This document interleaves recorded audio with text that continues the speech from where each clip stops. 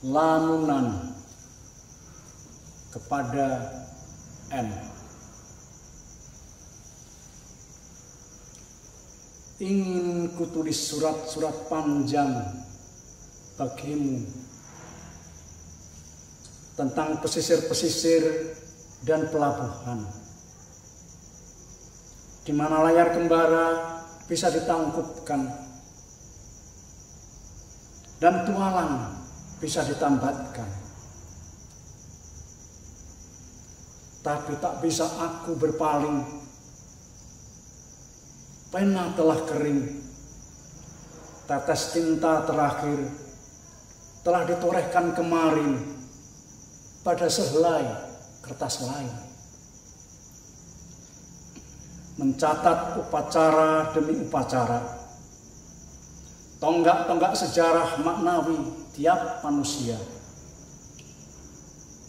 yang tak bakal terulang kembali, tertimbun waktu seperti sesalmu dan sesalku.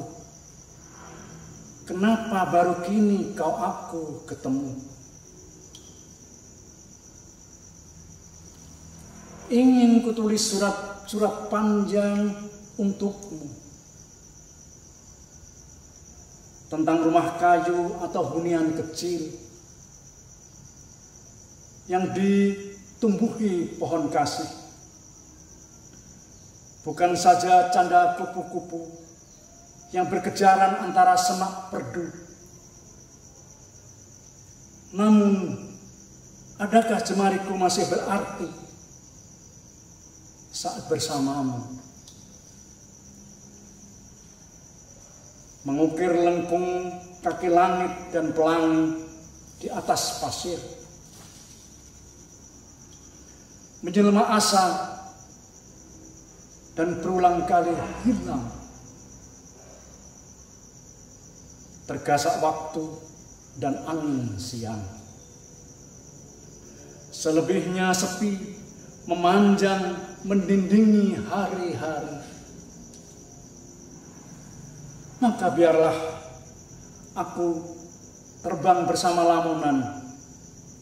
Karena lamunan selalu lebih indah dari kenyataan.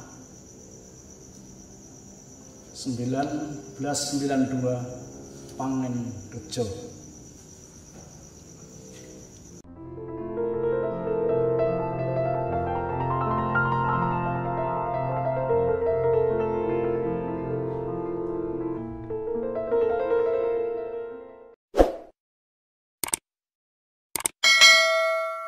Kamu bilang hidup ini brengsek, aku bilang biarin. Kamu bilang hidup ini gak punya arti, aku bilang biarin. Kamu bilang aku gak punya kepribadian, aku bilang biarin. Kamu bilang aku gak punya pengertian, aku bilang biarin.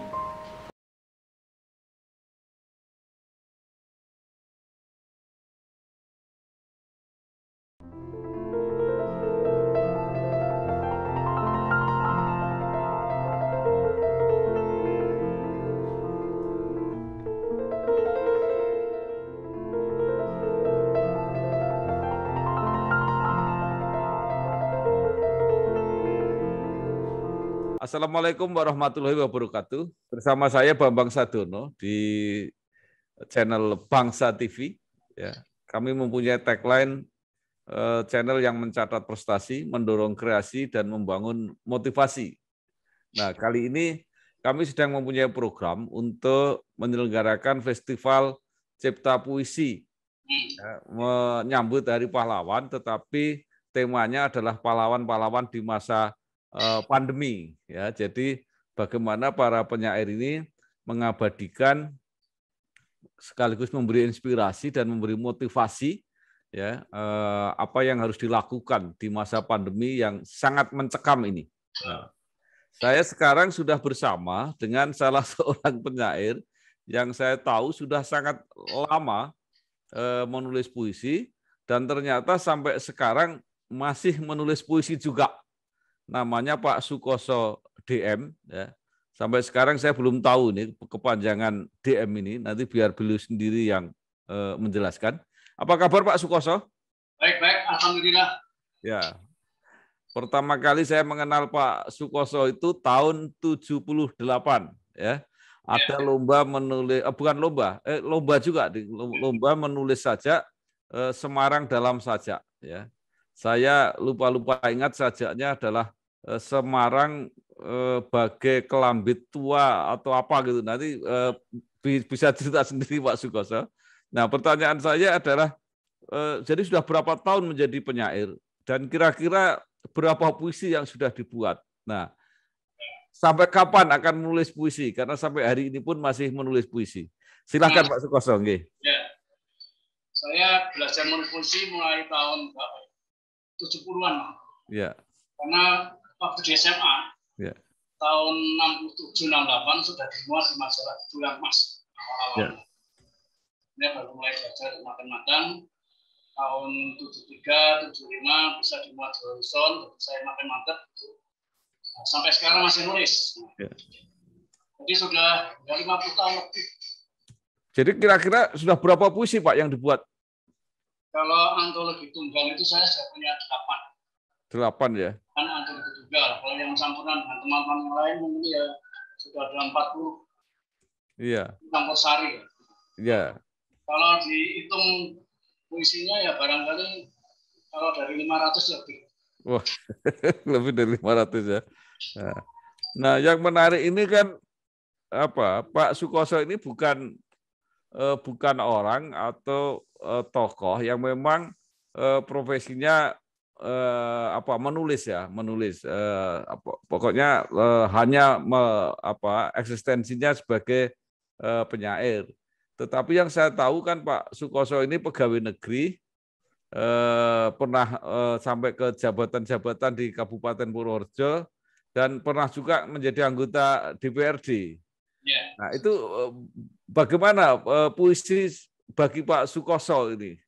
Oh iya, ya, karena bagi saya awal-awalnya menulis puisi itu ya yang penting untuk mengisi secara positif. Syukur ini tulisannya bisa dimaknai oleh orang lain. Sen-sen itu aja.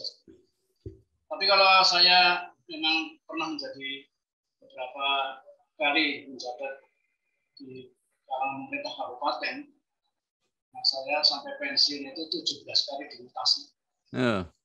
Itu tetap menulis puisi.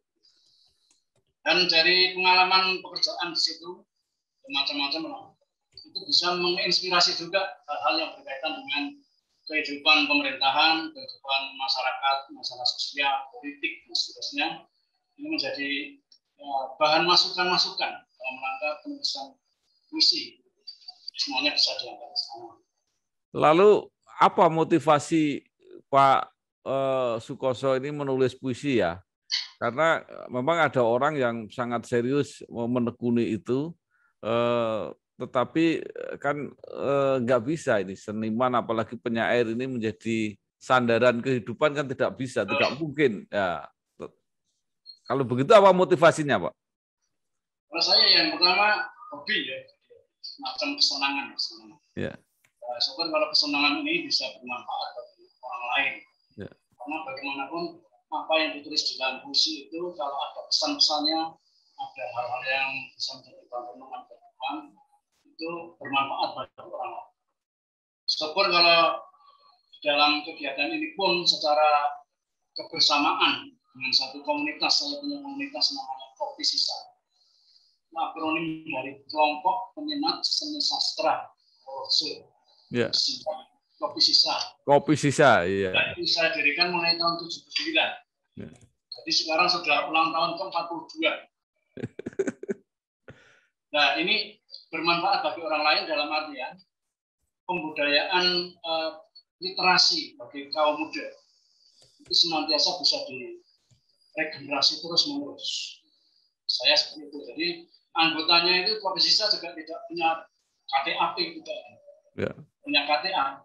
Tapi siapapun yang terlibat dalam kegiatan kita dianggap anggota Kopi Sisa. Jadi setiap tahunnya itu secara yang aktif 34.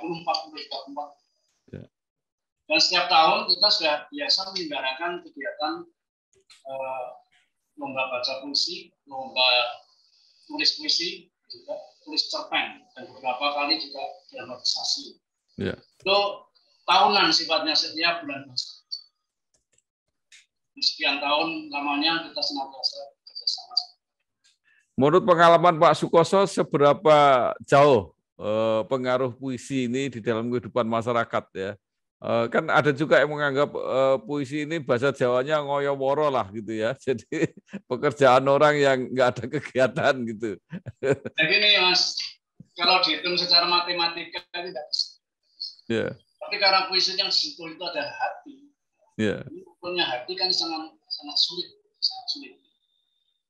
Ukurannya adalah kesadaran manusia memberikan satu kebenaran pada makna-makna atau pesan-pesan moral yang dititipkan di dalam puisi itu, sejauh mana orang bisa mendalami, mungkin bisa berpengaruh kepada dirinya sendiri dalam rangka memperbaiki kehidupannya, meningkatkan kualitas cara berpikirnya, dan seterusnya. Jadi kalau dihitung matematika tidak bisa. Yeah. Jadi, pengaruhnya saya yakin ada. Karena apa? Ternyata sampai sekarang pun yang suka puisi juga semakin banyak. Dan kalau kita lihat, yeah. tidak semua orang dengan disiplin ilmu sastra saja yang bisa menikmati puisi. Pak Taufik Ismail saja itu Dr. Kewak. Yang lain-lain banyak disiplin ilmu yang lain. Kiai Mustafa Bisri itu aja pun juga beliau memang rohaniwan. Yeah. Jadi ukurannya yang sangat sulit kalau dihitung bagaimana bisa berapa pengaruhnya terhadap orang. Tapi saya puisi bisa menjadi penanda sejarah ya. Jadi misalnya bagaimana Chairil Anwar itu menandai sejarah perjuangan di tahun 45 gitu ya.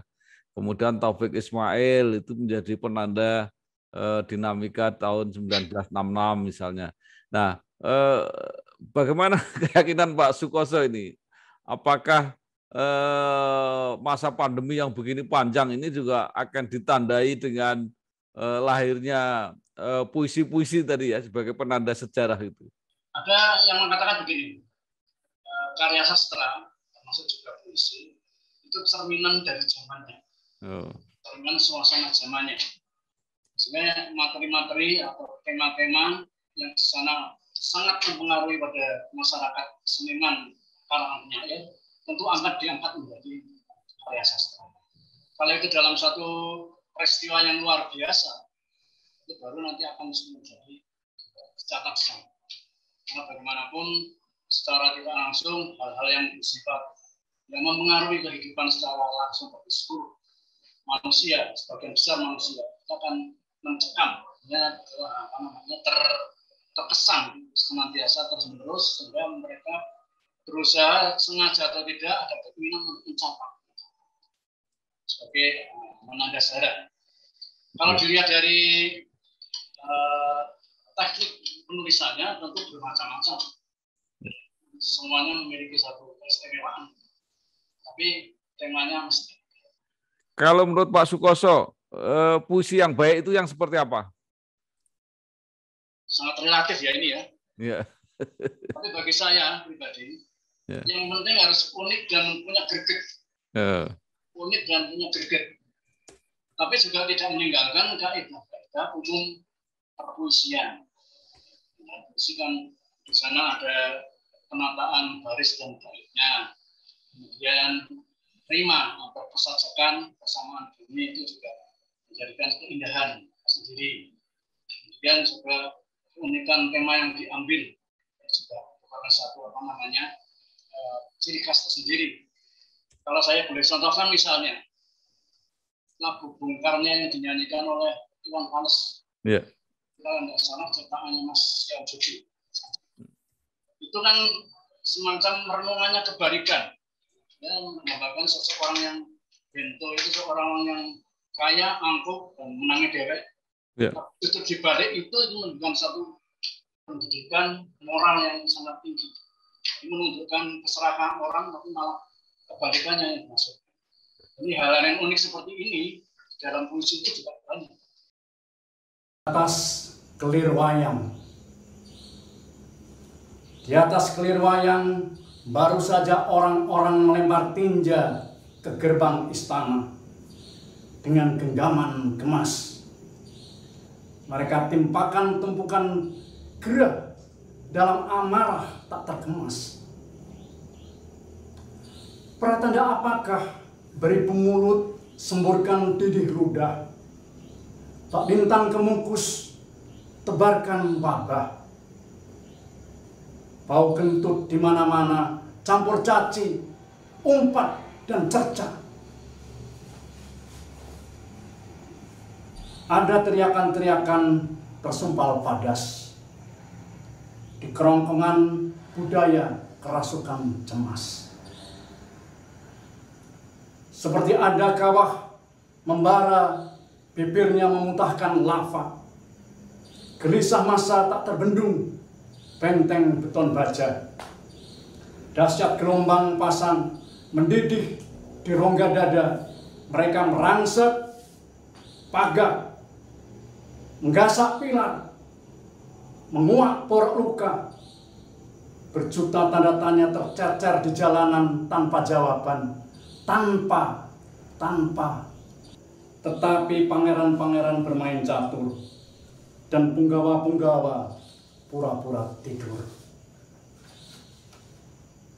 Tatkala cuaca kian bermendung dan dalang meninggalkan panggung, berencong bergoyang, wayang-wayang memberontak, kendang terbang melayang, ada gong jatuh menggerundung. Suara kian gaduh, para sinden berteriak-teriak, penonton pun mabuk mengamuk, meremukkan pentas, prak, prak, prak, tas, tas, tas, prak, prak, prak, tas, tas, tas. Membakar habis perhelatan itu tanpa bekas. Seperti mimpi, itulah cermin kenyataan kini. Ketika kesucian nurani tak lagi jadi panji.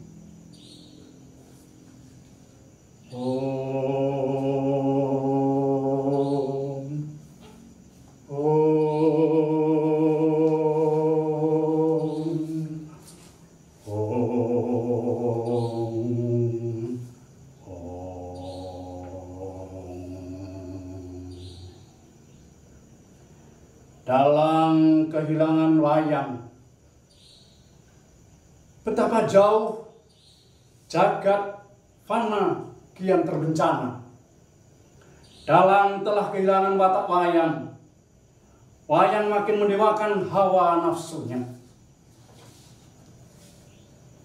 Betapa keruh zaman terdera bebendu. Pandawa kelewat kerasukan sukma Kurawa. Kurawa kian barbar melahap segala yang tabu. Dalang-dalang bimbang, lakon-lakon sungsang. Panggung makin miring, gonjang ganjing, bencong padang, gelir tercabik, terkoyak-koyak, penabuh turut mabuk, terut cinting, gamelan gemertak, para sinden memberontak, sembari melucuti kain kebayanya sendiri. Penonton edan jingklak-jingklak, bersorak-sorak. Sang dalang melempar gurungan, lalu melepas kain, blangkon dan baju sodannya. Tinggal bercawat saja, berdiri, ketawa-tawa. Ha, ha, ha.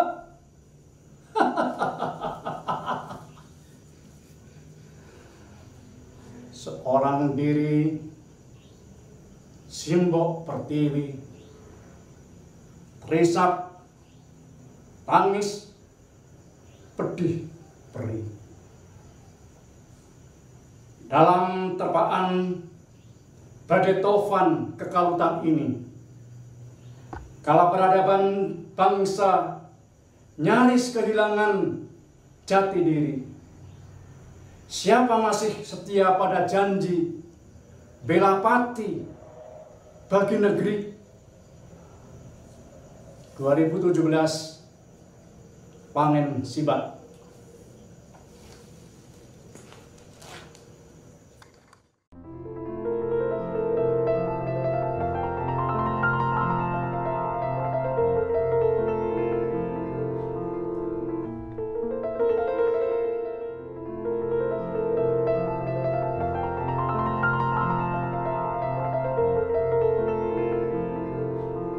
Nah, menurut Pak Sukoso mungkin punya idola gitu ya, penyair gitu ya, yang menurut tentu beda-beda. Tapi Pak Sukoso sendiri seperti siapa penyair yang menurut Pak Sukoso baik lah gitu ya, ideal gitu ya? Ya, selama ini saya itu tidak pernah fanatik terhadap seorang. Ya. Jadi apa yang sudah dicatat menjadi seniman atau penyair nasional, saya bisa menikmati semuanya. Ya.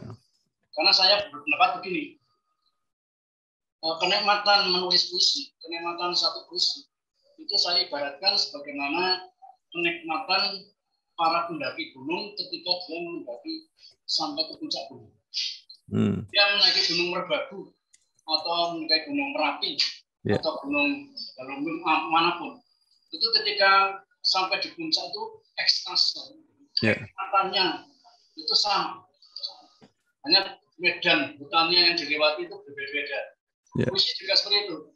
Kalau kita bisa benar menikmati puisinya Pak Sapardi, memang kita berbatas. Meskipun tidak seluruh puisi.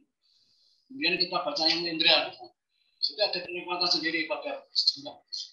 Ini bagi saya bisa menikmati semuanya. Saya tidak pernah fanatik kepada si A, si B atau aliran mana. Ya. Aliran saya sendiri seperti apa juga tidak tahu saya. Tetapi kalau menurut Pak Sukoso ya, puisi-puisinya Pak Sukoso itu lebih mirip kemana? Ke Sapardi Gunawan atau Rendra ya? Ada juga itu ada jenis kayak Darmanto atau Gusmus kira-kira? Bisa menilai diri sendiri. Oh, nggak bisa menilai diri sendiri ya. Hanya memang saya menulis itu ya mulai dari semua kehidupan manusia, percintaan dalam arti sempit sampai arti luas, air dan seterusnya, sampai religi, sampai juga dan yang sifatnya itu parodi guyonan itu juga. Jadi semuanya. Pak Koso setuju nggak bahwa karya sastra yang baik itu yang punya konteks, artinya tidak berdiri di Menara Gading, punya konteks sosial, budaya, konteks waktu maupun konteks tempat. Oh iya, saya pikir itu Pak. Bagaimanapun harus terlepas dari lingkungannya. Menulis masalah kemiskinan, menulis masalah pemberontakan, masalah-masalah sosial yang lain. Saya juga banyak menulis kaitannya sosial. Itu tidak lepas dari lingkungannya. Ya, baik. Tidak semua penyair suka membaca puisi, atau tidak semua penyair bagus membaca puisinya sendiri. Pak Sukoso termasuk yang suka membaca puisi atau hanya menulis? Saya ya menulis, kadang-kadang juga puisi. Ya. Itu tidak senantiasa tanyakan seperti Mas Lea itu kan sering sekali dimakan. Ya. Sekali-sekali saya kan juga terbatas waktunya karena pekerjaan dan seterusnya. Ya. Sekali-sekali bisa baca, meskipun merasa sendiri juga banyak kekurangannya. Iya. Nah, Pak Sukoso, mungkin terakhir ya, mungkin ada saran-saran atau harapan kepada para penyair yang generasi lebih baru karena Pak Sukoso ini kan sudah generasi senior ya, puisinya mungkin sudah banyak dibaca teman-teman yang lebih muda. Apa yang ingin disampaikan Pak Sukoso? Kalau saya ada gambaran begini, sekarang kan eranya milenial dan juga eranya sudah digital. Kemana-mana ini merupakan satu kesempatan yang sangat bagus untuk adik-adik putra-putri kita generasi muda, karena mereka menulis sudah gampang sekarang. Mengirimkan naskah saja sudah di email sudah sampai. Jadi kesempatan seperti ini harusnya bisa digunakan. Dan saya punya impian-impian kalau memang memungkinkan, itu harus ada sastra kita, karya-karya kita yang banyak diterjemahkan ke bahasa asing. Kita tidak hanya menerima membaca terjemahan-terjemahan, tapi kita juga bagaimana supaya karya kita bisa go internasional. Salah satu penulis novel Purworejo yang lahir dari kelompok kami Kopi Sisa, itu namanya Mas Junaidi Stiono. Dia punya 3 novel, Blonggong, Larum Baru, dan satunya yang terakhir Dasamuka. Itu semua ketika menulis konsultasi dengan kami, saya. Dan yang terakhir ini sekarang diterjemahkan di Amerika, Dasamuka. Ini berarti satu hal yang sudah rintisan-rintisan. Tentunya penyair yang lebih muda dari kita itu perlu bagaimana yang diterjemahkan keluar tidak hanya dari Rendra atau Sutarji, tapi kita harapkan yang membantu bisa Jepang, yang internasional. Karena saya tahu cerita-cerita di Indonesia yang klasik saja itu di samping Mahabharata, La Baligo dari Sulawesi, juga cerita Panji yang dari Diri Jawa Timur, itu yang bisa go internasional. Tapi yang lain-lain kan belum. Nah, terakhir ini saya tahu Mas Triantoro Triwidomo itu juga ada beberapa yang seperti ini. Hal seperti harus kita dorong terus-menerus supaya kaum muda kita penguasaan bahasa asing yang bagus, dan juga eranya kan era digital, jadi mereka lebih bagus medianya. Oke, Pak Sukoso, paling akhir tadi yang pertanyaan saya di awal, mungkin banyak orang yang pengen tahu DM itu singkatan apa? Itu nama orang tua. Oh gitu ya, apa itu? Karena kan gini, sering guyonan, jadi DM itu adalah singkatan Dharma Muda. Tapi oleh teman yang dulu menemani saya di Tanah Suci, itu aja guyonan lah, nggak ada jeneng.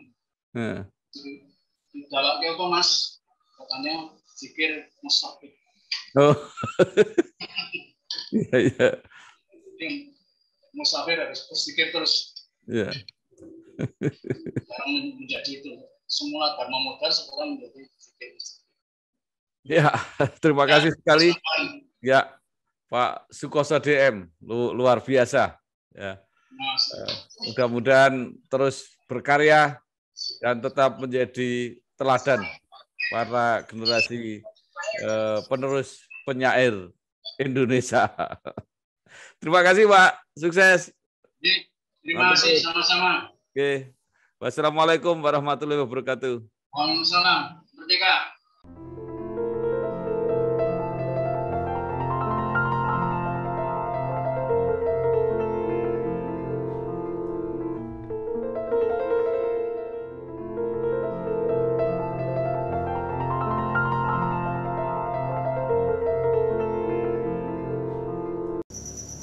Surat kaleng untuk Gubernur Jateng.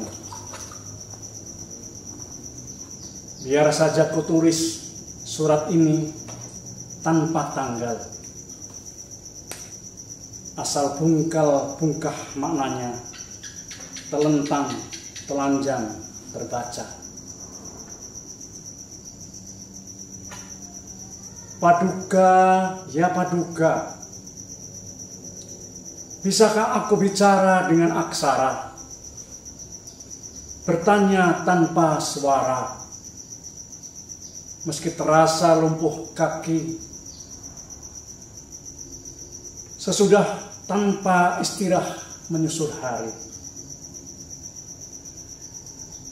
Paduka, ya Paduka, kemarau, memperdebu diriku. Gerimis mempergigil tubuhku. Lihat betapa cuaca kian memperkudis jiwaku. Betapa, adakah Paduka tega? Adakah Paduka tega? Malam-malam begini, lewat punggung gombel dan banjir kanal,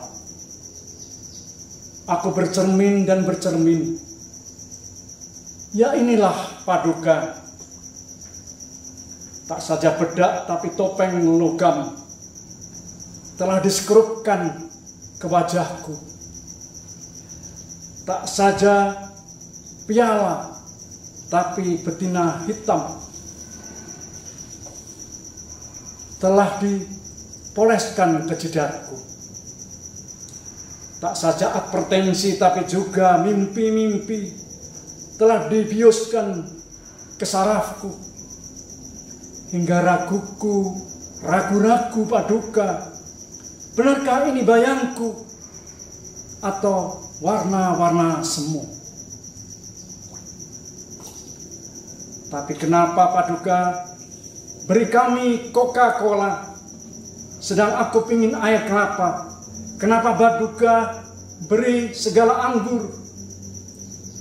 Aku cukup beras kencur. Kenapa? Pada pagi kujulurkan leherku. Pada pabrik, pada mesin, pada roda, pada sejuta bising perut kota. Seperti bakal kuterima sesuatu entah apa di sana. Pada senja kugapaikan jiwaku. Pada cahaya, pada musik, pada tawa. Pada sejuta gerbong cita-cita, meski barangkali sia-sia.